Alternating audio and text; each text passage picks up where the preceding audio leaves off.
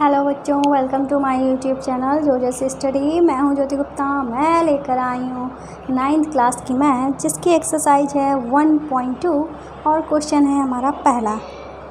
तो पहला हमारा क्वेश्चन क्या है? तो भाई हमारा पहला क्वेश्चन क्या है? पहला जो क्वेश्चन है वो है, नीचे दिए गए कथन सत्य हैं या असत्य, कारण के साथ अपने उत्तर दीजिए। मतलब कारण भी देना है, ठीक है। तो चलिए, पहला हमारा क्या लिखा हुआ है?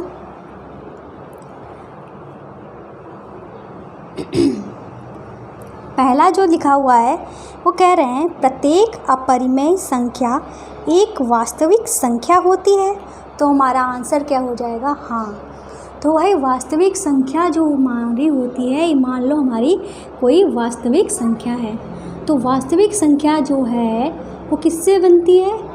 एक अपरिमेय संख्या से मिलकर बनती है, ठीक है, और परिमेय संख्या से मिलकर बनती है, ठीक है।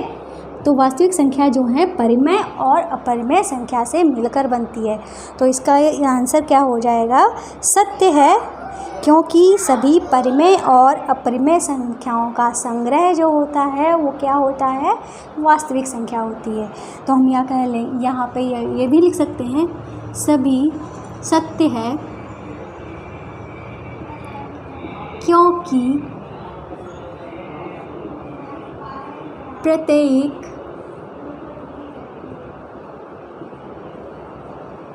वास्तविक संख्या परिमेय और अपरिमेय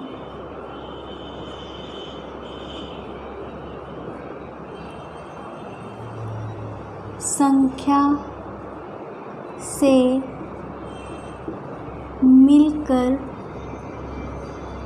बनती है, ठीक है।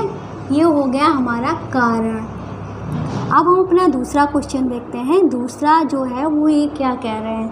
तो दूसरा कह रहे हैं, संख्या रेखा का प्रत्येक बिंदु रूट m के रूप का होता है, जहाँ m एक प्राकृतिक संख्या है, ठीक है। किसके रेखा का? संख्या रेखा का प्रत्येक बिंदु। तो मान लो हमारी ये क्या है? संख्या रेखा है, ठीक है।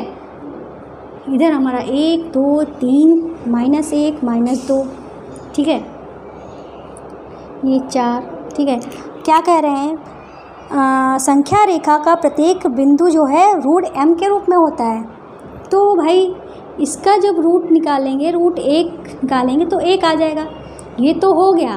पर रूट 2 निकालेंगे तो हमको एक प्राकृतिक संख्या नहीं मिल रही है। ये तो प्राकृतिक संख्या है, इसका मान निकालेंगे तो प्राकृतिक संख्या नहीं निकलेगी, इसका मान कुछ और ही निकलेगा, पॉइंट्स में निकलेगा, ठीक है।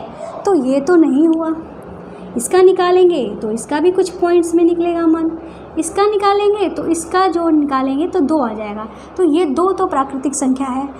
तो हमको क्या मतलब निष्कर्ष क्या निकल रहा है? निष्कर्ष जो निकल रहा है वो ये निकल रहा है, संख्या रेखा के प्रत्येक बिंदु जो हैं वो रूट m के रूप में नहीं होते हैं, ठीक है। रूट m के रूप में नहीं होते हैं, प्रत्येक नहीं होते हैं, कुछ होते हैं पर प्रत्येक नहीं होते हैं। तो ये हमारी बात इनकी जो हो गई वो क्या हो गई? असत्य हो गई। तो हम यहाँ पे लिख देंगे असत्य है, असत्य है। और कारण हम क्या लिखेंगे? कारण हम लिखेंगे, संख्या रेखा पर रूट 2 रूट 3 ऐसे कई सारे मान हैं का मान प्राकृत संख्या नहीं होता है, ठीक है। ये आप लिख सकते हैं। ये हमारा दूसरा का कारण हो गया। तो चलिए तीसरा देखते हैं। तीसरे कह रहे हैं, प्रत्येक वास्तविक संख्या एक अपरिमेय संख्या होती है। ये कह रहे हैं प्रत्येक वास्तविक संख्या अपरिमेय संख्या होती है। तो भाई ऐसा थोड़ी ना है, वास्तविक संख्या में परिमेय संख्या भी तो होती है, सारी अपरिमेय थोड़ी ना होती है। तो ये बात भी इनकी क्या हो गई, असत्य हो गई।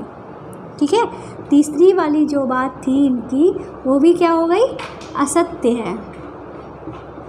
ठीक है, असत्य है। तो हम यहाँ पे क्या लिख देंगे, वास्तविक संख्याओं में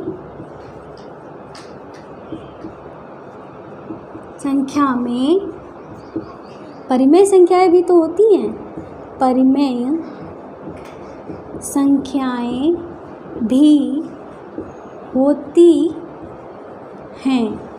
ठीक है, ये हम लिख देंगे। तो ये हमारे तीनों सत्य असत्य हो गए, इनके कारण भी हो गए और मैंने आपको अच्छे से समझा भी दिया है। ठीक है, तो जल्दी से नोट कर लीजिए, फिर अगला क्वेश्चन देखते हैं। तो भाई अगला हमारा क्वेश्चन क्या है, ये कह रहे हैं क्या सभी धनात्मक पूर्णांकों के वर्गमूल अपरिमेय होते हैं?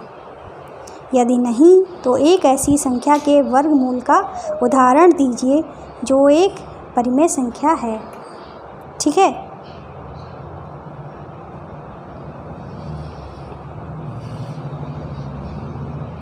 तो इन्होंने ये क्वेश्चन जो है सेम इसी की तरह है, लगभग इसी की तरह है। क्या कह रहे हैं, सभी धनात्मक पूर्णांकों के वर्गमूल अपरिमेय होते हैं। तो सभी धनात्मक पूर्णांक, मान लिए हम दूसरा क्वेश्चन करा रहे हैं। ठीक है, तो माना सभी हमारी जो धनात्मक संख्याएं हैं तो हमारी कौन कौन सी हो गई, 2 हो गई, 4 हो गई, 6 हो गई, 5 हो गई, 8 हो गई, ठीक है, 9 हो गई। इस तरीके से मान लो ऐसे हमारी कई सारी संख्याएं भी हो सकती हैं। ठीक है, ये क्या कह रहे हैं कि ये सारी हमारी धनात्मक संख्याएं ही तो हैं। ठीक है, ये कह रहे हैं कि वर्गमूल अपरिमेय होते हैं। तो भाई इसका वर्गमूल निकाला, ये तो हमारा अपरिमेय हुआ। इसका वर्गमूल निकाला तो ये तो हमारा परिमेय होगा ना, क्योंकि ये हमारी 2 आई है ना, तो ये तो हमारा परिमेय हुआ। इसका अपरिमेय हो सकता है, इसका अपरिमेय हो सकता है। ये तो हमारा क्या आएगा, इसका वर्गमूल जब हम निकालेंगे 9 का तो हमारा क्या आएगा, 3 आएगा। तो ये तो हमारी परिमेय है। ठीक है, क्या है, परिमेय है। ठीक है, ये तो हमारी परिमेय है। तो हम क्या कह सकते हैं, ये मैंने समझाने के लिए लिखा है। ठीक है, हमें करना क्या है, ठीक है, ये तो मैंने समझाया था आपको, हमको करना कैसे है क्वेश्चन।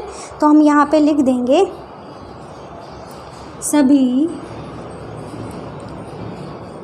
धनात्मक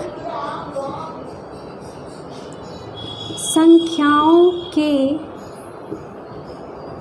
वर्गमूल अपरिमेय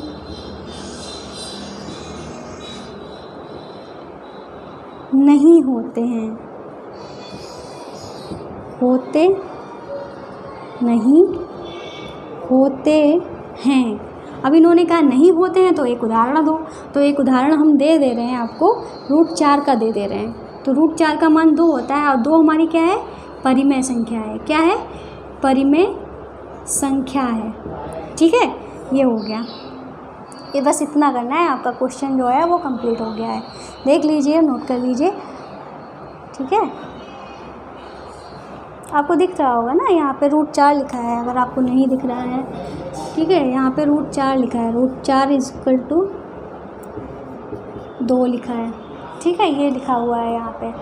तो भाई आपके 2 क्वेश्चन कंप्लीट हो गए हैं। उम्मीद है आपको समझ में आया होगा। मैंने समझाने की पूरी अच्छे से कोशिश की है, आपको समझ में भी आया होगा। इतनी ईजी क्वेश्चन आपको ऐसा तो है नहीं कि समझ में ना आए हो। तो जल्दी से नोट कर लीजिए। और अगर आपको हमारी क्लासेस पसंद आ रही हो, मेरा पढ़ाना आपको सही लग रहा हो, अच्छा लग रहा हो, तो प्लीज़ हमारे चैनल को लाइक करिएगा। मतलब हमारे चैनल को सब्सक्राइब करिएगा, वीडियोस को लाइक करिएगा। कोई क्वेश्चन हो तो कमेंट करिएगा।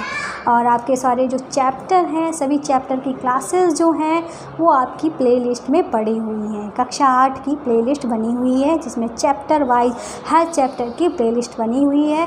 अगर आप वहाँ से देखना चाहते हैं वहाँ देख सकते हैं। अगर आपको प्लेलिस्ट देखनी है तो आप हमारी इस वीडियो के डिस्क्रिप्शन बॉक्स में चैप्टर वाइज सभी वीडियोज़ की सभी चैप्टर की प्लेलिस्ट की लिंक पड़ी हुई है, तो आप वहाँ से भी देख सकते हैं। ठीक है, तो आज की क्लास में बस इतना ही। मिलते हैं नेक्स्ट वीडियो में, तब तक के लिए बाय बाय।